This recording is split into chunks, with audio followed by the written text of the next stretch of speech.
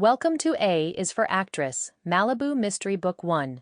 Written by Rebecca Cantrell and Sean Black. Narrated by Madeline Mrozek. 1. Sofia Salgado's third-grade teacher back in Indiana had been right. Every day really was a school day. There were always new things to learn. In fact, life was pretty much one big educational experience. Today's lessons for Sofia seemed to be 1. No matter how much you loved the peach iced tea at the Marmalade Cafe, it was not a good idea to take the waiter's offer of a third refill if you planned on spending the entire afternoon sitting in your car on a stakeout. 2.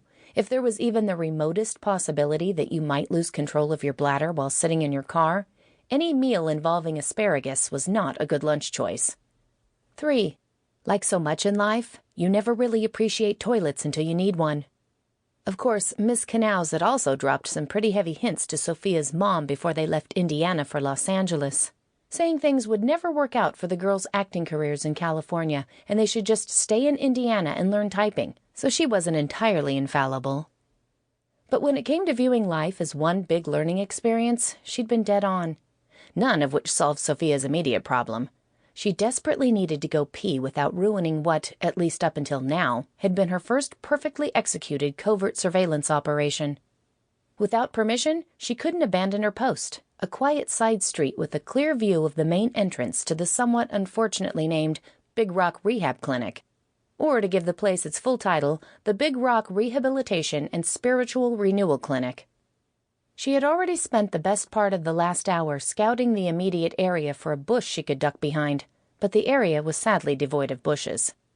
In fact, the only large cover was provided by a stand of 3 large saguaro cacti. Looking at their 2-inch-long spines made her shiver. The idea of losing her balance and falling naked-ass backward into a 6-foot-tall cactus was even more off-putting than the prospect of trying to explain why the interior reeked of asparagus-scented urine to the guys who valeted her car in Santa Monica. That left her the third option, which was potentially more embarrassing than needles in the butt or pee on the upholstery. She'd have to confess her predicament to the other half of her surveillance team. She hated to do it, but it was an emergency. She scooted down a little farther, reached over, and grabbed the phone lying on the passenger seat. She made the call, but waited a second before speaking. "Aiden?" There was a long silence before he finally answered. "How many times? You don't use real names on a stakeout. I'm Nighthawk, and you're Little Sparrow." She rolled her eyes. This isn't a Jason Bourne movie. They were sitting outside the rehab clinic on behalf of a movie studio that wanted to make sure the star of their latest action movie Sample complete. Ready to continue?